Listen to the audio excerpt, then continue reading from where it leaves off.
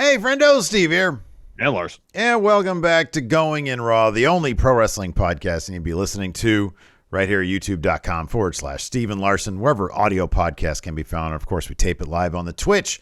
So this is going to be a thing where something had happened during the show while we were taping it. And now that that's over with, we're going back to the beginning. So we're going to talk about this a little bit more during the show, but we're opening with this, which we recorded late because there's been releases during the actual taping of the show today. We received word from Fightful Select and Sean Ross Sapp that 9 talents from NXT have been released. A couple of prominent names, a couple of names that sort of hadn't really broken through on the TV end. Yeah. So Larson, who's been released? So the first 2 names were Dakota Kai. She's been released. Malcolm Bivens. Apparently, the WWE made efforts to re-sign him, and seemingly he told them he wasn't interested. So that's not So Dakota Kai was a release. In the case of Malcolm Bivens, he just elected not to stay with the company. Yeah. And then let me get the rest of the names here. So there's Paige, Prinzavali, Harlan. That's interesting. Persia Parada, Sanjana George, Draco Anthony, Mila Milani, Raylan Devine. I believe that is the names because Sean also tweeted the full list of 9 releases has been disclosed. It doesn't look like there'd be any more coming today. Of the names announced, of course, we've seen Draco Anthony on TV. Right. He was actually in a story with Joe Gacy and Harlan and Zion Quinn for a while. He hasn't been on TV for a week or 2, maybe. Yeah, right. Yeah. Zion Quinn moved on to a thing with Wesley last week. Joe Gacy has not been seen with Harlan in 2 weeks. For a number of weeks. We had thought that Harlan, because I think I saw on social media that he had just recently been married. Yeah. Figured he was just like on honeymoon or something. He would be back, Totally. But evidently that's not the case. Kind of interesting with Harlan too. Sorry, I don't mean to interrupt. He's got a great look, but it was clear his in-ring was not anywhere close to being like on any. Yeah. Persia Parada getting released is pretty darn surprising. She's on TV virtually every week. She's in the midst of a storyline now. One that's actually I thought was getting over with people too, with the although I guess Duke and Dexter Loomis were not involved in anything this past week, but we did see Persia and Indy talking to Roxanne Perez backstage.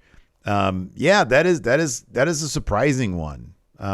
Because she has been featured so heavily, but a lot. Yeah. Dakota Kai getting released is fairly surprising. She's been in NXT for a long time. For whatever reason, she hasn't been called up yet. She just had a reunion with Raquel Gonzalez. They won the tag titles at Stand Deliver, and then the next episode of NXT lost them. Yeah. And I don't believe she's been on TV since. Right. It's interesting that they. The last time we saw Dakota Kai, she was like, it was after the loss and she was cursing Mandy Rose's name and then like nothing happened. Yeah. So, again, she's been there for a while and we thought that there's probably a couple times they could have had her win the women's title there and then this never happened. Yeah. She's going to be a tremendous addition to any roster out there. She, her experience, her skill in the ring. I mean, she is a fantastic wrestler. Yeah. And she has a large fan base, a very loyal, large fan base. She's on Twitch quite a bit. So our hearts go out to those people that were released. Yeah. Hopefully they find, even more success out there outside of the WWE. There's lots of opportunities for that at this point. Yep. So let's just dive back into the show. We're going to do a cut here, and then we're going to be acting like we don't know anything about this because, again, it happened. It was happening as we were. Yeah, it's magic of editing, is what this is. Yeah. While you're here right now, just hit the like button and the subscribe button, maybe. Please, that'd be great. Thank you. Leave us a comment. It helps us on YouTube. So, yeah, on with the show. run down this week's NXT UK and this week's Impact Wrestling. We're going to talk a little bit about Triplemania, namely what we think is going to happen. I'll be honest with you though, man. This is basically going to be us running down the actual card and then just like blindly throwing darts. You know what I mean? No clue. Especially one of the matches that I thought was not exactly a lock, but I felt pretty good about. Might not even happen as advertised. Oh, wow. Okay. Based on one of the news stories we're going to talk about. All right. So I don't know. I mean, there's a lot of points in the line. Yeah, Sammy throws a whole wrench into that, huh? Yeah. Wow. There's a lot of points on the line. Yeah. I got a good lead for most any other show, but for Triplemania, ooh, pressure's on, baby. Can't say I feel all that confident about maintaining my lead. So just is what it is. See what happens. Pressure's on, man. Anyways, we'll get to all that in just a moment. But first, let's talk about this. This was very interesting. In a recent interview with Chris Van Vliet, Athena, formerly known, of course, as Ember Moon in WWE, described her frustrations during her final days in NXT, her sad last days of NXT. And she mentioned that she had to, get this, attend meetings in which the women's division was told to dress sexy. And these transcripts come to you via wrestlingnews.co. She said this: I remember going to my makeup artist and going, I'm so unhappy. I'm so unhappy. And we'd have to sit through stupid meetings about how we would have to dress sexy. Now, this is, by the way, there's a whole bunch here that precedes this about how much she was dicked around by creative. I mean, they had plans to turn her heel, to put her back to her old character. And she was given the runaround. She was like, hey, let me go on this losing streak, and then I'll turn heel. And like none of it. Like they would set up things here and there, and then they would drop the ball. They'd set up more stuff, they'd drop the ball, et cetera, et cetera. So this is when this quote picks up. There has already been months of frustration. A lot of stuff going back to when they broke up her and Shotzi. Shotzi went to SmackDown. She was like, I didn't even like the tag team aspect of things, but I was starting to finally gel with Shotzi as a tag team, and then they split us up and put her with with Tegan Knox. So anyways, this is preceding this quote, tons of frustration. Yeah. So she says, I go to my makeup artist and I'm like, man, I'm so unhappy. And we'd have to sit through these stupid meetings about how we'd have to dress sexy. And I remember looking at someone else like, I cater to children. I'm not about to wear a fishnet booty butt cheek shorts because we had a 2-hour meeting about how to dress like Mandy Rose. That's not fair. Not everybody's going to be Mandy. Mandy is absolutely phenomenal, and she's an amazing person, but not everyone is Mandy Rose. I started seeing this downslope as soon as Hunter was gone. She's talking about Triple H, Paul Levesque, the game, Cerebral Assassin. She says, and like for the first little bit, we didn't know why he was gone. We just knew he wasn't there. I got so angry, and I remember sitting there, and I was like, I did nothing wrong. I didn't piss off Vince. The worst part about this is that on some level, I knew that I was leaving. I had already gone and bought an extra bag and kept it in the locker room so I could pack all my stuff and leave. It had been there for like a month, and I was like, I'm just so unhappy. Interesting side note. I like that she prepared with a bag so they wouldn't put her stuff in a garbage bag.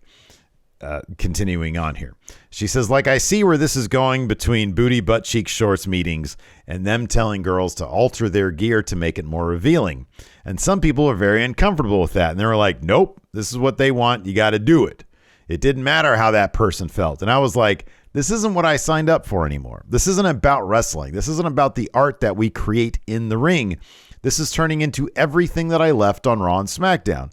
You could just see the pity party started forming in the locker rooms, and the jealousy and the cattiness, such as, well, why is this person on TV and she can't do this? And I was just sitting there like, I'm an adult. I can't deal with this high school bullshit. And I'd be like, guys, it's okay. And I'd be that locker room leader, because if I didn't, it would just go into the negative zone and no one would be able to have any type of positivity, and everyone would hate their jobs that we all work so hard to be at. Fightful Select then had a follow-up report and stated that these meetings were held, quote, under the guise of fashion consulting. Several talents voiced their displeasure about these meetings and blamed John Laurinaitis for them, since they started happening after he regained power, though Fightful was unable to confirm whether Johnny Ace was responsible for those meetings.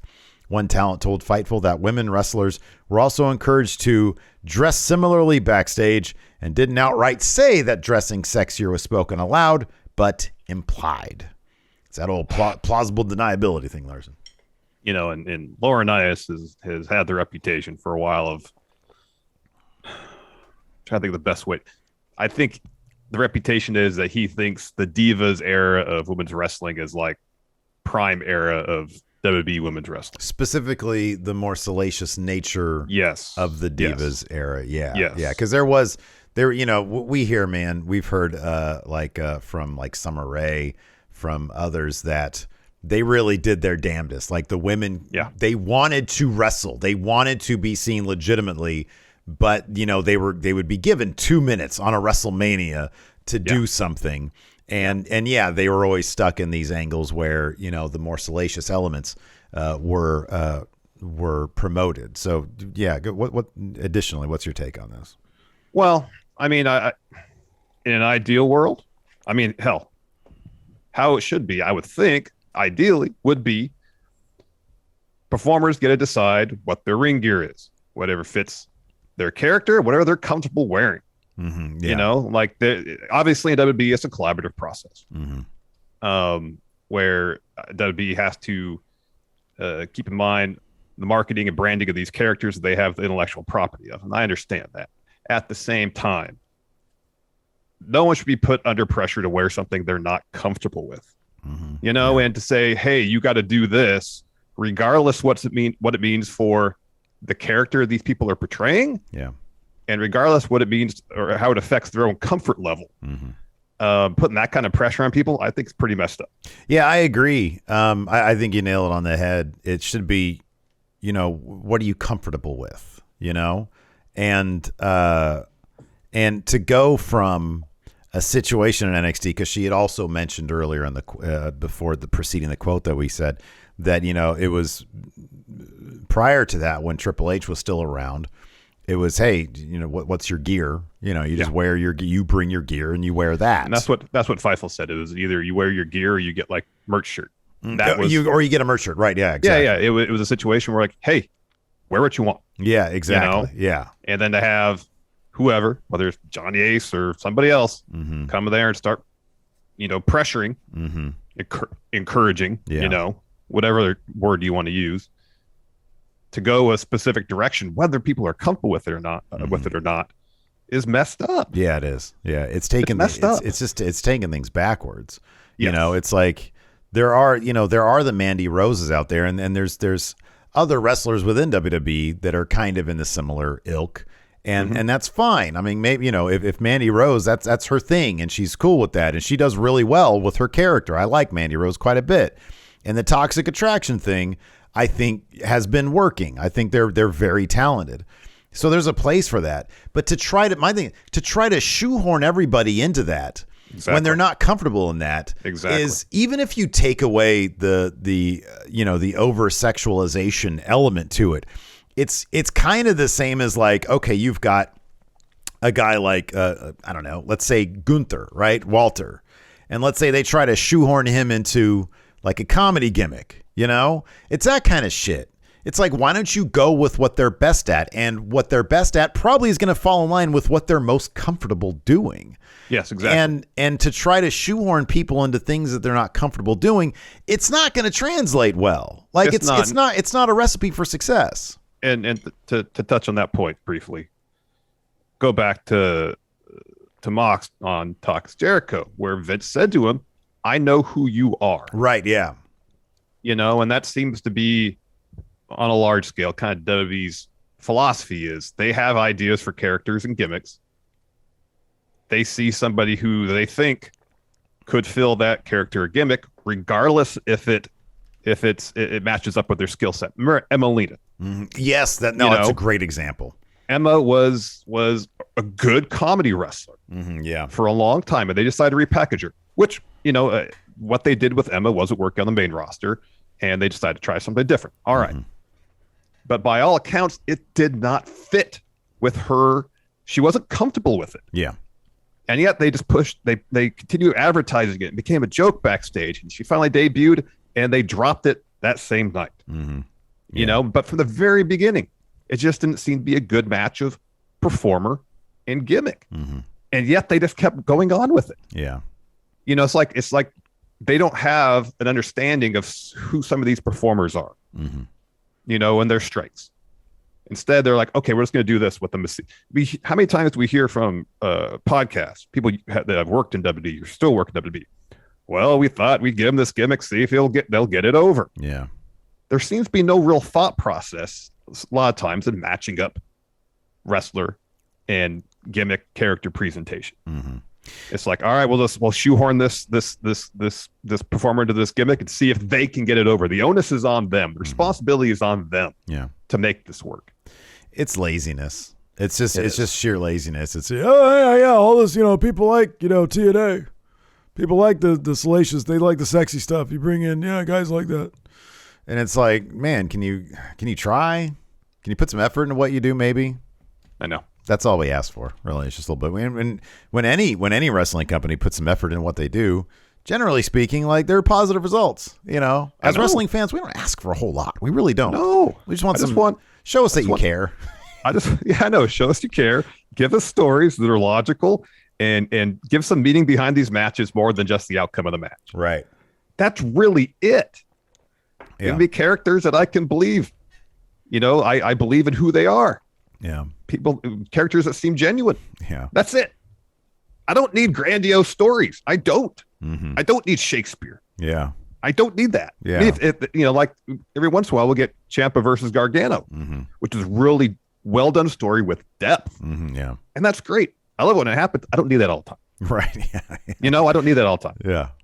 Just give me believable characters who seem genuine and tell stories with those characters that fit with those characters that bring some emotion to these stories you're telling in the ring.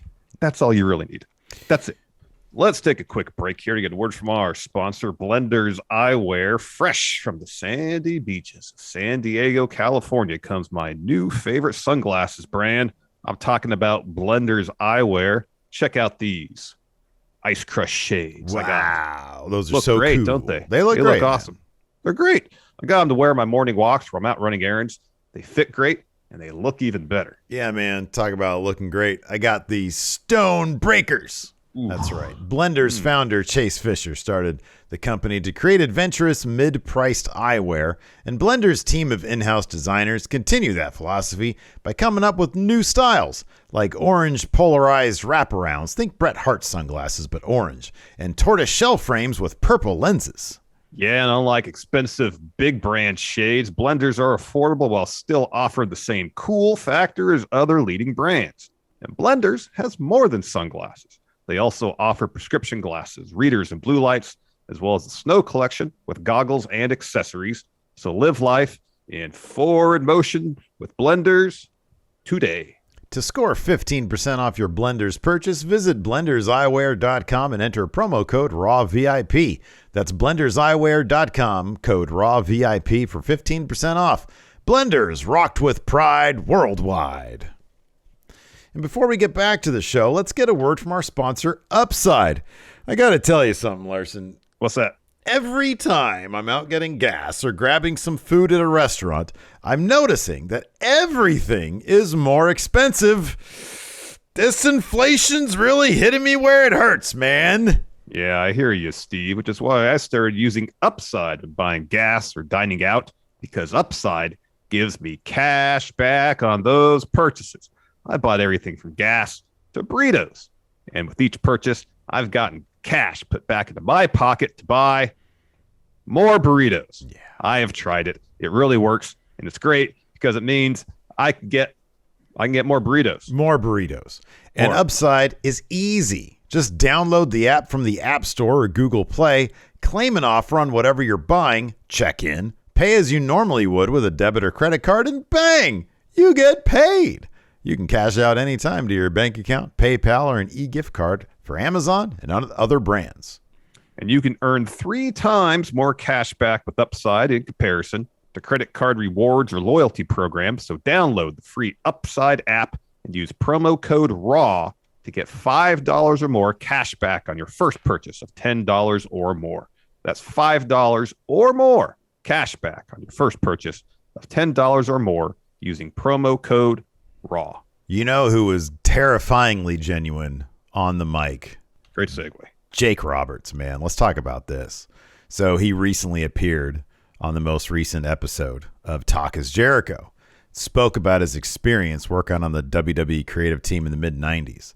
And this was a pretty fascinating quote. So I know I read the entire quote for the last one. I'll let you take the next couple ones, but I sent this story to you because I just wanted to do. You wanted to do. Yes. Yeah. So this is what Jake had to say. He's talking about Vince McMahon. He says, when he brought me back in 96, he told me, "Goddamn, Jake, look around and see where you think the problem is." I said, "It's real simple, man. The inmates are running the asylum. The Kliq. The Kliq nearly killed the business. Everybody says how great they were. Hail Caesar. Well, let me tell you something. They drove it into the ground, whatever. I used to have to sit when we were writing television when Sean and Brett were throwing their pissy fights against each other. We'd be trying to write television, and Vince would get on the phone for 3 hours with those two cats, trying to get them to wrestle each other," he said. I said, "Vince, what are you doing, man? Fire the motherfuckers, man. Tell them to hit the fucking road." End quote. Oh, man. What a wonderfully simple... I've always kind of wondered the same thing. Have you ever wondered that shit's like, as talented as Sean was, as Razor was, Kevin Nash was great, as talented as those guys were, at a certain point, why didn't Vince just say, "Would you shut the fuck up and go wrestle? Like, enough of this shit. You're done. Get out of here." I know.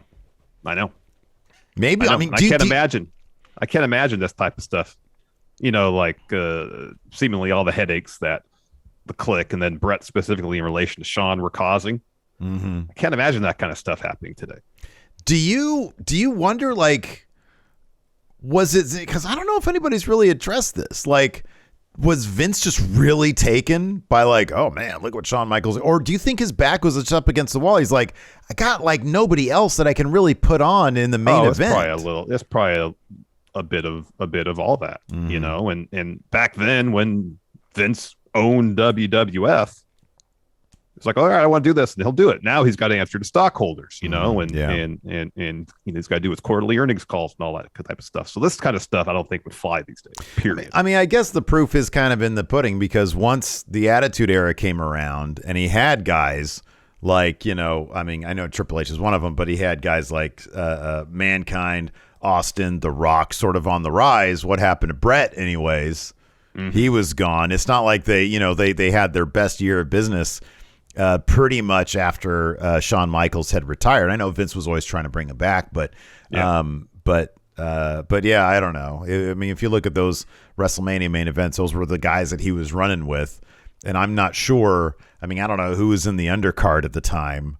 I'm not sure he could, you know, have done the same thing with some of the guys that were not in the Kliq. You know, like, what was he going to put? He was going to push Dean Douglas to the moon, you know? As much as I would have loved to have seen that. I don't know. Speaking of someone who didn't fit a particular gimmick. Yeah, teacher. Yeah. Yeah. I guess he was a teacher, wasn't he? Wasn't he a teacher? Yeah, he was a teacher. Yeah. Like, you mean legitimate? His gimmick was teacher, but also wasn't like... I thought he was legitimately a teacher at one point. I think he was, yeah. I think. That's weird. He couldn't... The teacher gimmick did not suit him whatsoever. You'd think that'd be comfortable for him, but no. He was most comfortable as the franchise. Here's the thing. It's because... Dean Douglas, that character, in no way represented anything close to an actual teacher. That's true as well. Yeah, that's a good point. Yeah, he was just sort of a condescending prick. Yeah. Yes. He wore the cap and gown and had like a chalkboard. Mm-hmm. That was it. Yeah, that was it. Hey, so somebody here in chat, before we get to this next story, is there a latest update on Bobby Lashley and that horrific rope spot? I just saw on Twitter that I don't know if it was yesterday or today, whatever the latest show on their United Kingdom tour, they said Lashley got in the ring and before the match started, went and checked all the ropes. Oh, okay, great. So yeah, for somebody who doesn't know this video has been floating around Twitter yesterday at like, are they on their UK tour yet? Or are they okay. Or the European tour yet?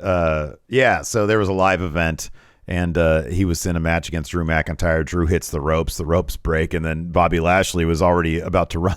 he was mid running the ropes, and he hits right as it's all falling apart, and he took a nasty looking tumble out of the ring. Tumbled right over. Like the top rope snapped off, and he just tumbled right over. It looked like it could have been really, really bad. It looked pretty gnarly. Fine. Yeah, that's good to hear. Yeah. We got another potential injury update. Good to hear Lashley's doing fine. But some news potentially on Sammy Guevara. During his TNT title defense on this past Wednesday's Dynamite, Sammy Guevara took a nasty bump when he attempted to do like a corkscrew 450 splash thing off the nuts ladder. Move. Yeah, it was crazy. It looked bad during the commercial break right after. It seemed like trainers were attending to him to make sure he was okay. He eventually did continue the match, though, and finished it. But in the most recent Wrestling Observer newsletter, Dave Meltzer reported that, quote, Sammy Guevara was injured on April 27th in the ladder match where he lost the TNT title to Scorpio Sky. He came down so fast that Sky couldn't break his fall when he landed on his neck and his left shoulder. He said he was okay, but hurt his neck and back. I believe I read also that Sammy has said that he will be in Monterey tomorrow for Triplemania. Yeesh. But depending on the extent of his injuries, who knows if he'll actually be in the match. Mm-hmm. Yeah. Without knowing the severity of the injuries, are they going to preclude him from participating? Is he going to be out for any amount of time? Is it something where he's just banged up a bit and needs a couple weeks to recover? Don't know. Yeah. I mean, he masterfully completed that match. There was a lot of match left that he finished, but obviously that's a lot different than waking up the next day and being like, okay, I'm ready to go to Triplemania. I mean, I don't know. Some of the spots that we've seen in AAA's past leads me to believe they just be like, yeah, get out there. Vamonos. So yeah, let's talk about Triplemania. This is the first of a 3-event affair this year. This first one, of course, tomorrow, April 30th, we're going to be doing our live reactions, and then on June 18th, and again, I believe in August. It's October. October 15th. So yeah, these are wildly fun shows. Oh yeah, hugely unpredictable. You never know. Yes. Like, dude. Wasn't it like the last one that we watched? No, maybe it was 2 events ago where like they did this whole thing in a baseball stadium. Oh, that was Rey Reyes. Reyes. And it was raining. It was like they did a clip like during the daytime and they were just stalling for time. These things are often a mess, but it's a gleeful mess. It's a lot of fun. Oh, yeah. Our live reactions are probably going to be, and of course, last time was Enforcer, seeing his TBA pick be heavy metal. Is this my guy? So let's run down some of these matches. And before we get into some of these matches, there is a lot of TBA here on the card. The first 2 matches are completely TBA. I wonder, are these matches even going to be like broadcast? These ones, maybe the Marvel. So I think at Triplemania Rahia 2, I don't believe the Marvel match there was broadcast. Right. Let's see what Lucha. Let's see. So Lucha, we always follow Lucha Blog for all the latest on. Yeah. For all the wonderful snarkiness of Triplemania news. Let's see here. So the Lucha Blog says this. He chimes in. He says, Wrestling Observer newsletter mentions Sammy Guevara. Guevara suffered back neck injuries on Dynamite. He doesn't say that. Sorry. Lucha Blog says this. Meltzer doesn't say this, but figure on that mixed tag match on Triplemania to be changed in some fashion. Guevara's going to Monterey, but I'm not sure about him wrestling. If it's up to Sammy, I would be shocked if he didn't. But, hopefully it's up to people with, medical expertise. If he's hurt. Sorry, if he's injured. If he's injured, someone needs to step in and be like, this is your back, this is your neck. You don't want to mess with that. Yeah. If he's sore, that's something else. But if he's injured, probably shouldn't be wrestling. Probably shouldn't be. Yeah. Anyway, so we got 10 matches here on the Wikipedia saying they're going to happen at Triplemania tomorrow. The first one is the Marvel Lucha Libre exhibition match. Of course, we've seen several of these. The last one I remember, I think Loki came out at the end of it. Mm-hmm. But since the one sense wasn't broadcast, I don't know what happened there. I'll have to look into that. Yeah, I know. I'm because they have a continuing story. Because I think before that, like Hulk showed up, so you'd think now it would be Thor would have to show up. Yeah, Thor will have to show up. Yeah, I don't know. I can't make heads or tails of this. Yeah, the continuing saga. I mean, yeah, you got to figure either they're going to advance this and Thor's going to win, and also, or the heels win and then Thor shows up at the end. That could be because they always do the post credit scene. Mm-hmm. We also have for the Copa, the Triplemania Cup, a lumberjack match, which means they're all going to have the straps. Do we know anybody in this match? I mean, it says TBA, so no.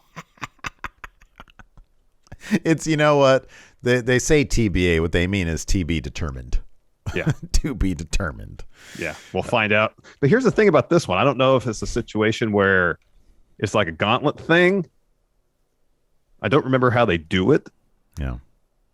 So it'd be hard pressed unless they announce the field, if it's like a gauntlet thing, before the match begins to make any sort of prediction on this, because we wouldn't know who's going to be in the match. Yeah, we don't know who's going to be in the match.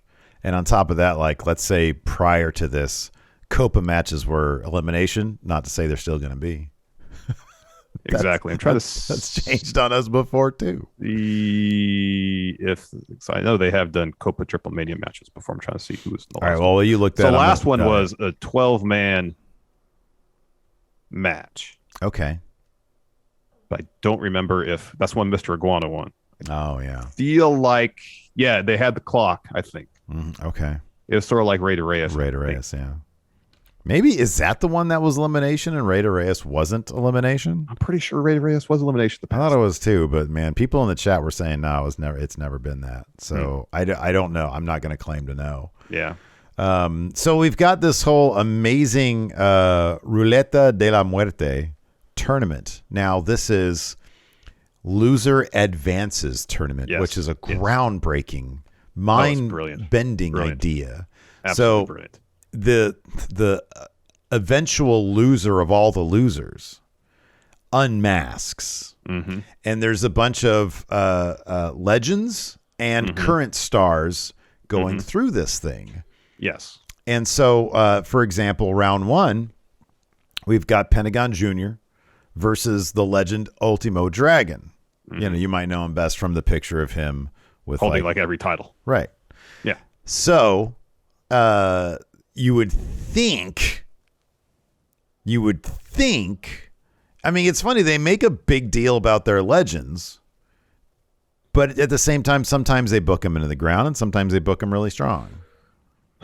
Well, I think Pentagon would win this, but I don't know. You would think so. Here's the thing. So now if they go with all the legends, so here's the 4 first round matches. The one you mentioned, Pentagon versus Ultimo Dragon. Then you got LA Park versus Viano 4. LA Park is also super old, but Viano 4 he's both a legend and still wrestling. Yeah, exactly. Rayo de Jalisco Jr. versus Blue Demon Jr. Kind of a similar situation. Two legends, but Blue Demon Jr. is still an active competitor. And then Kanik versus Psycho Clown. Psycho Clown's not losing that match. Kanek. Yeah, I don't think Psycho Clown's going to lose that one. So I kind of feel like Penta and Psycho Clown, they're going to win their matches. But then I don't know if they're just going to have all the legends who aren't still wrestling advance, and then so lose the first round matches, which would, I guess, protect all their current roster members. At the same time, it kind of takes some of the intrigue out of it if you don't have anybody who's actively wrestling still in the tournament that could potentially lose their mask. So maybe they will do a final like LA Park versus Blue Demon Jr. I don't know. It's those other 2 first round matches, LA Park versus Viano and the Blue Demon one, they're going to be really interesting to see how they go. So my guess, this is how I'm going into this thing. And again, for predictions, I'm just going to have to hope and pray that whatever you predict, I'm going to go the opposite way, and the uncertainty factor will help me out, but I'm not banking on that. My guess would be, I mean, I don't know if in my mind, I mean, I feel like even a legend on the level of like a Viano 4 or I mean, I don't know about Rayo de Jalisco Jr. or El Canic or Canak. I feel like any of them are going to end up being like, I feel like the lowest tier guy, they could make a big deal out of him losing his mask, you know? Yeah, so yeah. I feel like it's I not out of that. the, yeah. I understand that. I don't think it's going to be like a Blue Demon Jr. in LA Park, like losing their mask, you know? I would be kind of surprised if it was Blue Demon Jr. losing his way through a tournament to lose his mask. Oh, agreed. No, Yeah. I don't disagree with that. But at the same time, like, I don't know which way. I'm really interested to see how the LA Park versus, or whatever the first one of LA Park or Blue Demon Junior's matches. No, I feel like Psycho Clown's going to win. I feel like Pentagon Junior's going to win. I'm not that worried about those two. Oh, okay. So, it's the LA Legends Park versus Legends. Yeah, okay. Yes. How those matches go, I think will determine how everything else is going to go. You know what I mean? So, like, if LA Park beats Viano, okay, well, Blue Demon Jr. is probably going to win that, and or vice versa, depending on what match goes first. Yeah, yeah. We also have got in three-way mixed tag team action. So this is the match we were kind of talking about: Maravilla and Latigo versus Sexy Star 2, not the original Sexy Star that broke Rosemary's arm. Sexy Star 2 and Octagon Jr. versus Ty Conti and Sammy Guevara. Now, common, Sorry, who? Sammy Guevara. Conventional wisdom says Ty and Sammy, being AEW stars, would win this match. Yeah. But given that we don't really know what Sammy's going to be doing, if he's going to be wrestling or not, that kind of throws that into doubt. I don't know. Yeah, I don't know either. We also got Dragon Lee and Dralistico taking on Taurus and Johnny Superstar, John Morrison, yeah. Against Laredo Kid and TBD, and that was originally supposed to be Alberto Del Rio. Right, he's been pulled, yeah. Yep. Even so they haven't announced who Laredo Kid's. What's that? Was there a reason for why he was pulled? Nothing, or is it just because he's Alberto Del Rio? It could be. That could be it. And I haven't seen anything about who Laredo Kid's partner is going to be. We'll probably find out day of. Yeah, probably. And by that I mean right as the match is happening, when this person makes their entrance. He'll be halfway down before we'll understand who it is. Yeah. So we also have a trios match here. This should be fun. Pagano, Bandito, and Taya, the new Reina de Reinas champion, versus Cybernetico, Andrade El Idolo, and Diana Purrazzo. And then Diana and Taya have a rematch for that title coming up soon. Exactly. So you kind of think Diana's team's probably going to win it. So there's heat going into their rematch at Under Siege. This is one of those where it's like, you'd think conventional wisdom would tell you that, but nobody would be shocked if it went the other way. I also thought they wouldn't have a title change hands, the Reina de Reinas title change hands at an Impact show. It's never happened. A AAA show. It's an educated guess. And then in our main event, we've got El Hijo del Vikingo and Phoenix, who's now wrestling, obviously, some on Dynamite, versus the Young Bucks. Are you still leaning towards the champions winning this, man? I'm sorry, champion, Vikingo? Vikingo's getting a massive push. He's their guy. Matt Jackson is not, like, against taking pins. Like, if the Young Bucks lose, he eats the pin generally. Okay, yeah. He's generally cool, seemingly, if taking a pin. Mm-hmm. I got Young Bucks all the way on this one, man. Yeah. They're AEW stars. Phoenix can eat this win. They could even, they could overbook. They probably will overbook the living shit out of it. I have a feeling like at least half the tournament matches too are going to be overbooked. It's Triplemania. That's sort of their It's all going to be overbooked. It's all going to be overbooked. But it should be wildly fun. Join us tomorrow at wait, what time did it start? 6 p.m. Pacific. Okay, awesome. 6 Pacific, 9 Eastern. That should be. Getting back to this main event, I'm not going to have a ton of confidence points on it. Okay, yeah, fair enough. But I don't know. Apart from Psycho Clown winning, I don't know what I'm having a ton of confidence points on, anyways. Yeah, dude. I know. I just don't know. Someone's got to have 9 confidence points. Right now, I don't know what that's going to be. It's on Thor. 10's probably going on Psycho Clown winning. Yeah, right. Because he's like their top star. Yeah. Or one of their most popular stars. Yeah. I'm going to go for, I'll just go with like whoever is the oldest in a particular match for that tournament. Whoever's the oldest is going to lose. Lose? All right. Yeah, lose their way forward. Yeah. Okay. Let's talk about Impact Wrestling this week. Sure. Our usual preamble here for our Impact review is solid show, logical storytelling, nothing spectacular, not reinventing any wheels, but it's Impact. It's fun. Yeah, it was a fun show. Opened up with Violent by Design coming out, dropping a promo, pretty much saying, "Hey, we're the best. We beat all the 7 other teams in this elimination match. World belongs to us." Heath and Rhino come out. They say, "We still owe you some retribution. We got unfinished business. We want the tag titles." They're interrupted by the Briscoes. So it seems like them boys are at Impact, at least for the time being. They make the case for getting a title shot of their own. Heath pretty much tells them, "You got to get in back of the line." Jay says, "We don't get in the back of the line for anybody." So Heath says he and Rhino had the New Year's resolution to be tag champs. We're not like you get in our way. And then Eric Young pretty much says, "This is a YP, not an MP." He says, "You problem, not an us problem. Figure this out, and we'll face whoever wins." Mm-hmm. Yeah. And so that match happened next. Yeah, we had the Briscoes versus Heath and Rhino. Of course, the Briscoes get the win here. Mark pins Rhino after a top rope elbow, but this is a really, really fun match. It was. It's good. It's cool to see the Briscoes in Impact, dude. Yeah, Impact's got a pretty solid tag division right now. It's a pretty stacked division, yeah. It is. It's pretty solid. After that, Moose shows up to Scott D'Amore's office. So, of course, tonight in the main event saw an advertised rematch between Moose, Josh Alexander for that Impact title. So Moose is like, "Hey, man, Josh Alexander had 6 months to prepare, and I've got 5 days." He says, "I know you really like Josh Alexander. He's your guy, but what's the deal with that?" Scott says, "Look, last 6 months, I've let you do what you wanted to do. I've never gotten in your way when you were champ. You set the wrestling world ablaze, and go prove what you say you are, a wrestling god, the best there is. And then if you're able to win tonight, whoever wins gets to pick their opponent." No, he's got a Under handpicked. Scott D'Amore has a handpicked opponent for the champ and Under Siege. Oh, my bad. Okay, I heard that wrong then. Okay, all right, cool. He's got a handpicked opponent for Under Siege, and we saw that later on. We did. We got that EGV video package again.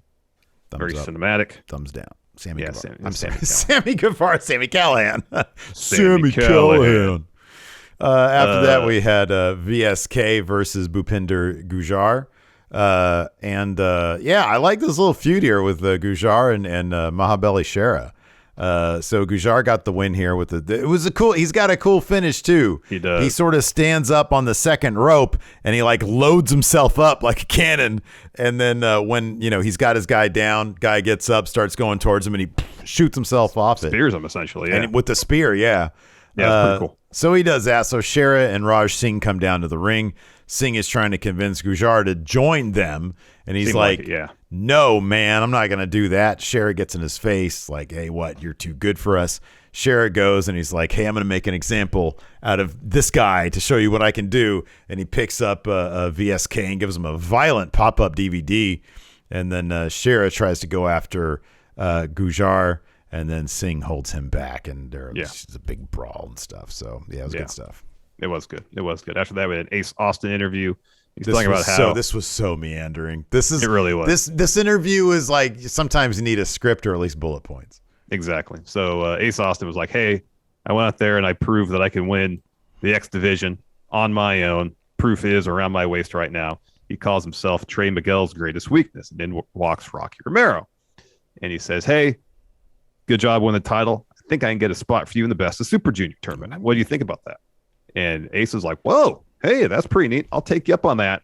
But right now, you need to get off my set. This is my time. We'll talk about that later. This is my spotlight."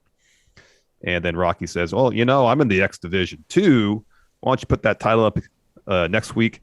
We'll have a match." And then Ace says, "Yeah, Rocky, guess what? You can get in line." And Rocky says, "You know what? I'm good friends with Scott D'Amore. He'll make the match happen." And so he leaves. Ace turns around to step out, walks right into Mike Bailey. Mike Bailey offers his hand, says, "Hey, congratulations on your win." Ace just walks out on him, and Bailey just goes, "Oh, I thought we were friends." Thought we were friends, man. After that, we had a Steve Macklin promo. Basically just says he's the obvious choice for that Impact title shot at Under Siege. Sorry, Macklin. You're going to have to wait for that, buddy. Not today, Mr. Mayhem. Yeah. After that, we had Honor No More versus this is a really good match. The Motor City Machine Guns and Mike Bailey. Like you said, this was a really good match. Tons of fun. You seem like you put Mike Bailey in the ring with anybody, you're gonna get a really fun match. Dude, that guy's he's wildly fun to watch, man. He's tons of fun. In the end, though, we had Ed Edwards hitting the diehard driver on Mike Bailey for the win for Honor No More, and then afterwards, boing, wah, wah, Bullet Club. They attack Honor No More, and a big old brawl breaks out. Yeah, there's a 8-man tag match happening at Under Siege. That's Bullet Club versus Honor No More. I think Isn't Under Siege happening in like 2 weeks or something? Did I read on May that wrong? 6th? May oh my God, yeah. Or May 7th. It's the day before Backlash. Oh, okay. There 7th. you go. I guess it'd be the 7th then. After that, we had a Josh Alexander interview. He says, I'm still soaking in my win. He says, over the last 6 months, I rode a roller coaster of emotions. He's in a class case of emotion. He says, and now Moose wants to complain about how I had to wait 6 months for my rematch. I had to wait 6 months. He's complaining about his rematch that's worked to his advantage. He says, well, Moose, you've had 5 days and you get your rematch tonight, and I'm going to shut you up for good, and I'll be ready to face whoever Scott D'Amore has for me next. Yep. Then we got a Taya Valkyrie promo. She says, over the last year, had a lot of time to self-reflect. Basically, she says, I've seen my passion and creativity being held captive, but here I stand today, and I know who the hell I am. I know my worth. And sometimes you got to hit rock bottom to find the motivation to reach for the top again. Then she's attacked from behind by Deonna Purrazzo. She puts the Fujiwara armbar on her. Rosemary and Havoc run out to make the save. And then they have a match next against Tasha Steelz and Savannah Evans. The K win that one after Havoc pins Savannah Evans after this great backbreaker spear combo from Havoc and Rosemary. And I think they announced that Havoc's getting a title shot against Tasha Steelz. I think I saw that. Okay. That's cool. Right on. I think I saw that. I'll double check on that. All confidence on Tasha Steelz. Oh, yeah. After that, we had a segment, Tennille Dashwood's All About Me. It's a cheesy little talk show thing they do in like one of the back rooms. Yes, can confirm. Cool. She's joined by Madison Rayne. They basically say, hey, you know what? We finally got all the dead weight out of the way. We got the inspiration out of here. Caleb with the K's out of here. The spotlight is all on us. The lights come down, come back up. Giselle Shaw is standing there. She's like striking a pose. And Madison's like, what's your deal? Are you stalking me? And Tennille's like, hey, man, there's no room in the spotlight for anyone other than us. And then Shaw challenges to a match. Madison says, that's a great idea. Next up, we had a Vinny interview where he says, you know, Jonah is a monster, but he says PCO was like him, but he's not anymore. And then we're going to have a Jonah versus PCO Monsters Ball match next week. Yeah. So, yeah, that should be good. PCO just stands there and says, Jonah! And then we had our main event, Moose versus Josh Alexander. Another really good bout between these two guys. Oh, yeah, this was terrific. Tons of fun. That apron powerbomb that Moose gave Josh Alexander was like, it sucked. Yeah. And Alexander really kind of flailed his arms out when he made impact and kind of tumbled to the mat. And it looked rough. It looked really rough. Yeah. Speaking of power bombs, Josh Alexander got the win with the power bomb, then the C4 spike, and afterwards, Tomohiro Ishii comes to the ring to have a face-off with Alexander. That's Alexander's opponent at Under Siege. That is going to be awesome. Yeah, they are going to beat the hell out of each other. That's going to be something up. So we got a little bit of breaking stuff right here, which we might have to, once we're done with this, go back. The Sean tweet. Yeah. Sean Ross Sapp just tweeted moments ago that there are some NXT releases coming. So if this episode is preceded by us talking about that, that just means that mid-editing this episode, we got back on and did that. So stay tuned. All right. Well, Fightful Select has a couple names. Okay. What we got? Wow. Malcolm Bivens and Dakota Kai. Whoa. Wow. Well, seems like this is what they said. Malcolm Bivens is no longer under WWE contract. They pushed him to resign last year. It was a short extension. Oh, and he just didn't resign with the company. Oh, okay. He just didn't resign. But Dakota Kai apparently has been released. Eesh. Wow. All right. Well, we'll keep an eye on that situation. Let's talk about these NXT UK results here. We had first up Symbiosis versus Mark Andrews. Well, let's talk about this first. Let's sort of go big picture. We've got a match now for the 200th episode. Yeah, 200th of NXT UK, which is coming up in about a month or so. And it's Jordan Devlin versus Ilya Dragunov for a loser leaves town match. Mm-hmm. So yesterday during our watch along, you had said that you felt that Jordan Devlin would probably be the one losing that to go on to 2.0. Is that still your thought on that? Yeah. Yeah. Yeah. Yeah. I mean, Ilya hasn't really had the belt that long. They tend to like their long reigns. Mm-hmm. That's true. That is true. In UK. And, I don't know how anxious he is to relocate Ilya, that is, to the States. That's true, too. Start working with 2.0. He's got a whole family there, yeah. Yeah. So, this seems, and Devlin has had matches in 1.0. Mm-hmm. Yeah. So, just, on top of that, of course, Ilya has already beat Jordan Devlin literally with his hands tied behind his back. Yeah, there's that too. So now having his hands to work with in this match, you'd think it'd be result will be the same. It'd be a squash match, yeah. Yeah. So that'll be interesting to see how that turns out. So let's dive into it here. We had Symbiosis versus Mark Andrews and Wild Boar kick us off. The very recently thrown together tag team of Mark Andrews and Wild Boar, regardless of them having been friends for a long time, according to Mark Andrews. As they said, yeah. This is like their first match together, I think. And at least in UK, yeah. In UK, yeah, in our canon, yeah. And they got the win over Symbiosis. It's been together for a little while now. Yeah. So Mark Andrews picked up the win here with a shooting star press. And then afterwards, Wild Boar, he's got this problem with Eddie Dennis because he originally was in Symbiosis. And so he lays out Eddie Dennis with a suicide dive, and then Eddie Dennis runs away after taking off his jacket, and the chase goes on backstage. It picks up a little bit later, but first, of course, come Tuesday is now come Thursday because Von Wagner is NXT UK. So he got a video package in advance of his match with Saxon Huxley. Yes. Then this was great. We had a Mustache Mountain really promo. Good. So Trent, Del Boy, and Bert pull up in their car, and they get out. They're both wearing like matching sort of dad sweat outfits. Yeah. And they're both wearing the titles in the car. They get out.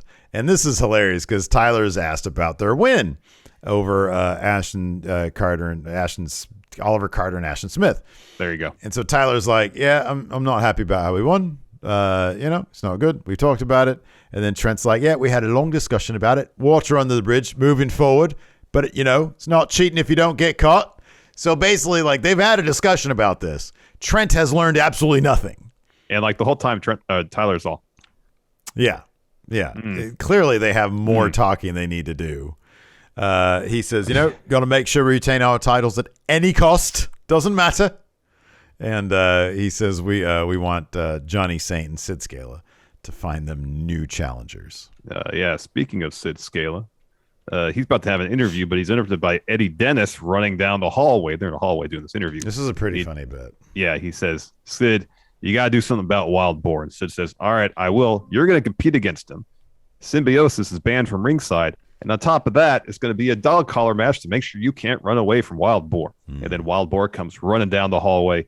Eddie takes off. Wild Boar chases. Wild Boar already has a dog collar and a chain. Yeah. This is why NXT UK is WWE's best weekly program. True. They shove so much story into 1 hour, and it feels like one continuous thing. Mm-hmm. Yeah. Yeah. No, it's good stuff. Then we had Angel Hayes versus Zaya Brookside. Of course, Zaya Brookside has Eliza Alexander. Alexander? Yeah. Yeah. With her. That's right. She gets on the apron, does some distractions. Hayes punches her, and Zaya rolls her up for the win afterwards. Zaya and Eliza attack Angel Hayes, and then Amel runs down a really cool looking jumpsuit to make the save. It was pretty cool. It was cool. After that, we had, I don't know why A-Kid's still around. Did they send him back? Right. He hasn't been on 2.0, even though he was there. I know. And then it's just like, we thought for sure that was the last thing. And then so it shows they're in the performance center. They're in the gym there. And A-Kid shows up and he sees Charlie Dempsey and he's like, hey, listen. He says, we need to have one more match, you and I, to set the record straight on who's best.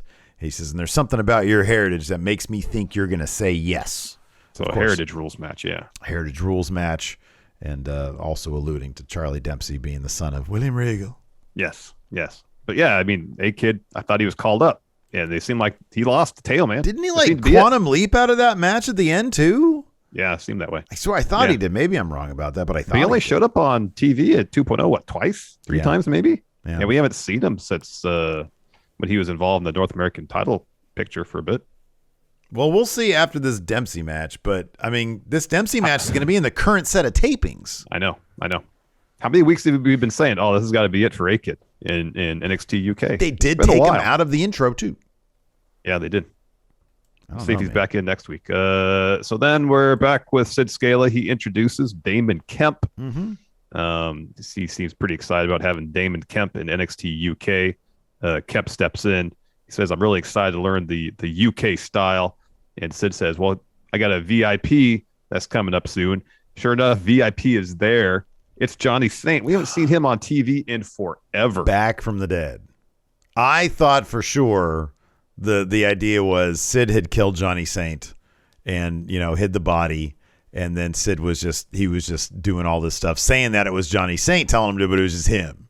Mm-hmm. But no, unless maybe Sid had cloned Johnny Saint, or this is some sort of Johnny Saint mask that somebody is wearing, like a Mission Impossible type situation. Well, I mean, I think you can't, changeling.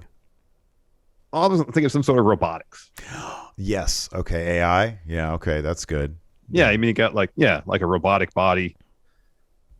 Yeah. Mm-hmm. Yeah. We're just a rope, like Johnny Saint's head on a robotic body? Yeah. Or okay. Yeah.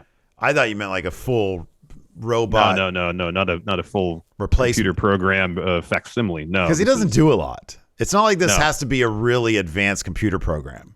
No. He just sort of he just looks around semi-confused. Yeah. Like just Boston Dynamics. You just walk through the door. Yeah, for a Boston Dynamics robot, that's quite an achievement. It is. At least for a spell it was. Then we had Saxon Huxley taking on Von Wagner. The finish of this, Saxon Huxley looking for a running crossbody. Von catches him, hits his finish. Von grabs the mic.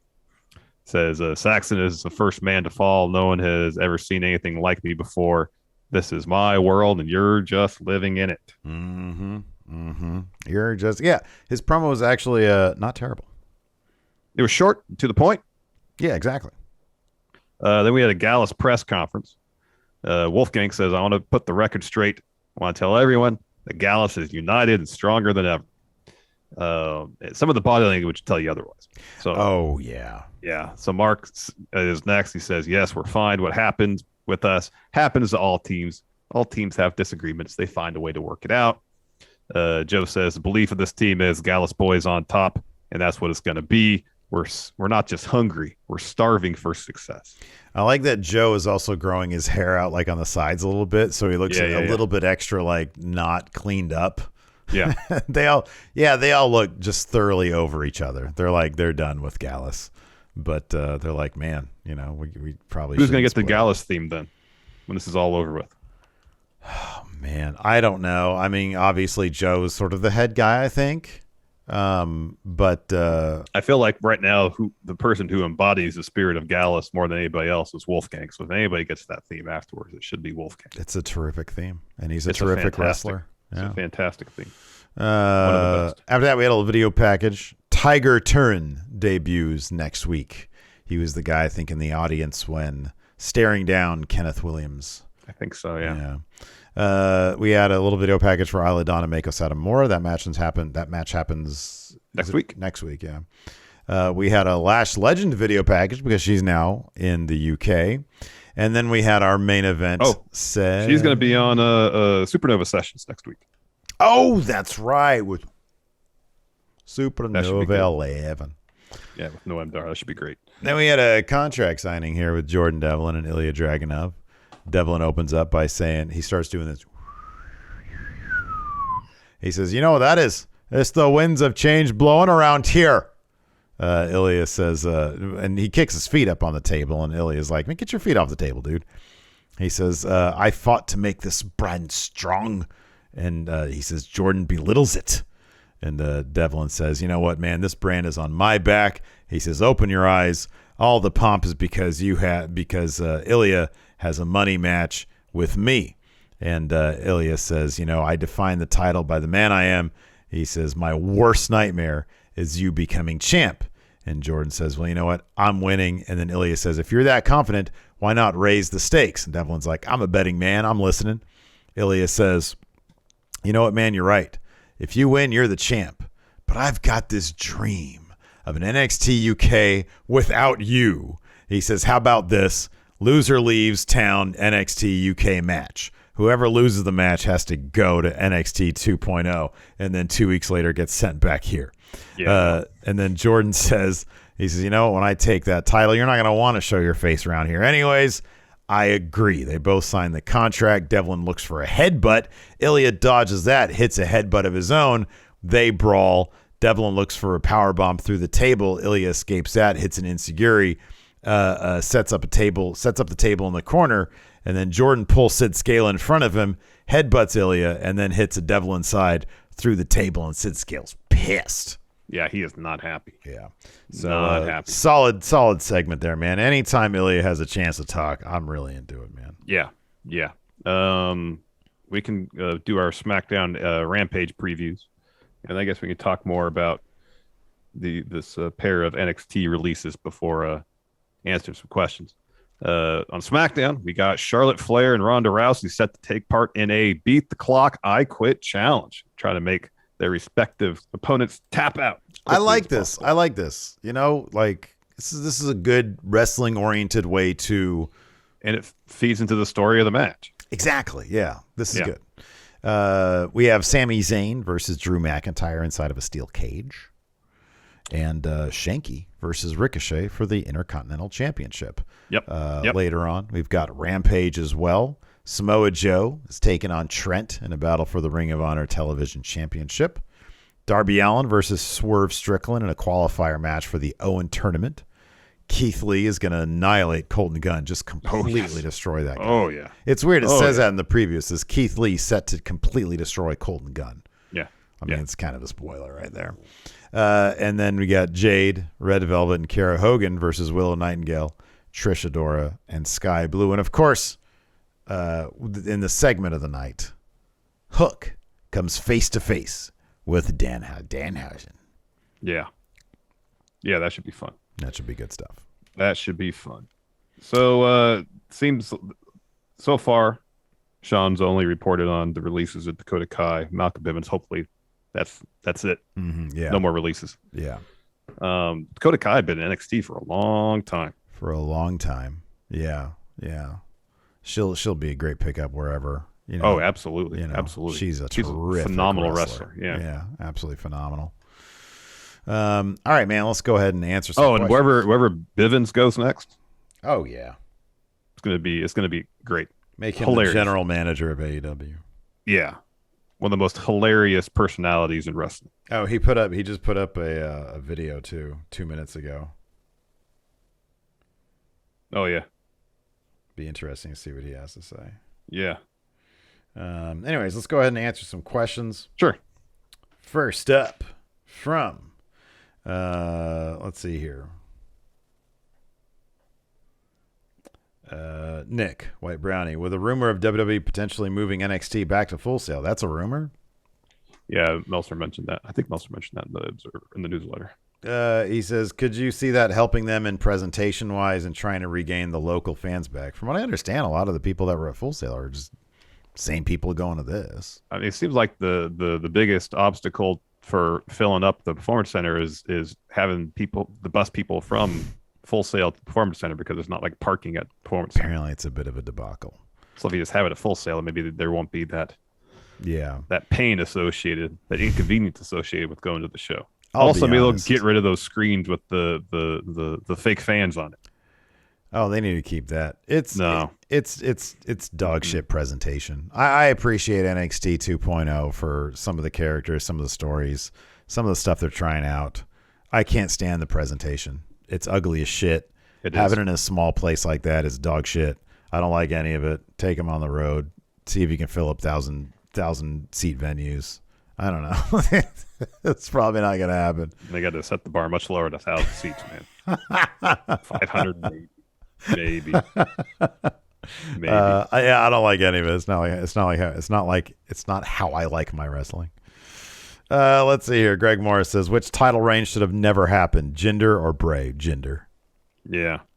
I think there's like proof that like Jinder's title reign tanked the social media engagement of WWE.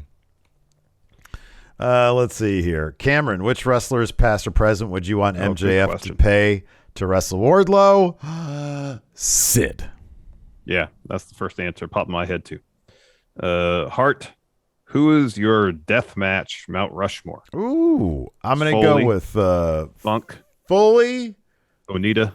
Funk, yeah, Onita. I'm gonna do a personal shout out to SoCal legend Supreme. There you go. That's good. Put him in there, but there's like a million other names that are probably more. Yeah, Nick Mondo, Nick Gage. Right. Yeah. Go on and on. Mm-hmm. Blue asked thoughts on Dr. Pepper Dark Berry. I don't drink soda anymore, so I don't have thoughts on it, and I'll probably never have thoughts on it because I don't drink soda. What's your interest in Dr. Pepper Dark Berry? Less than minimal, Steve. There you go. That's my answer as well. I haven't Dr. Pepper. You know, man, I'll have from time to time like a Diet Pepsi or like a Sprite, something that doesn't have like that overwhelming syrup flavor to it. Yeah. Dr. Pepper is like max syrup flavor. That's prime. That's prime, like medicine-y syrup flavor. I can't stand it. I cannot stand it. So anything related to Dr. Pepper is not my thing. That and Mountain Dew I find absolutely like acidic. It's funny. I used to drink Mountain Dew a lot when I was young. I used to drink Dr. Pepper a lot. If I had it now, I might very well throw up my mouth. Let's see here.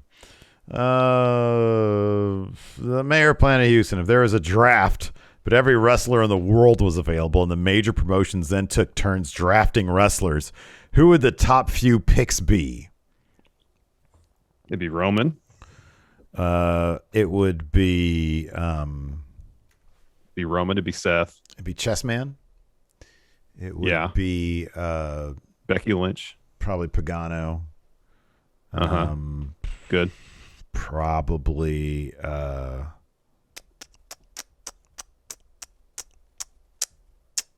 House of Torture. House of Torture. Yeah. And then Sid. Mm-hmm. Yeah.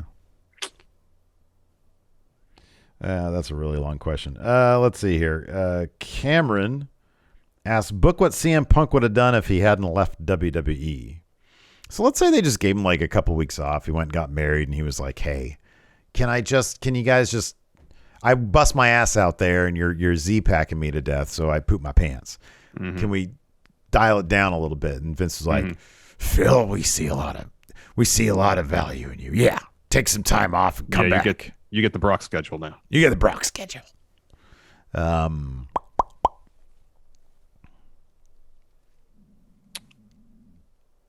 don't know what I'd be doing. I don't think he ever would have gotten to main event WrestleMania. I think he probably maybe would have been like, hey, Dean, let's do some fun stuff. Hey, I mean, I know that was the poop match, but, you know, maybe some stuff with The Fiend.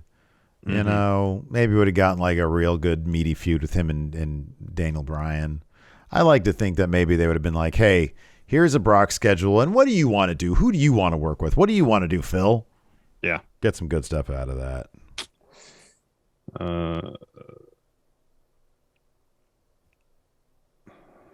Yeah.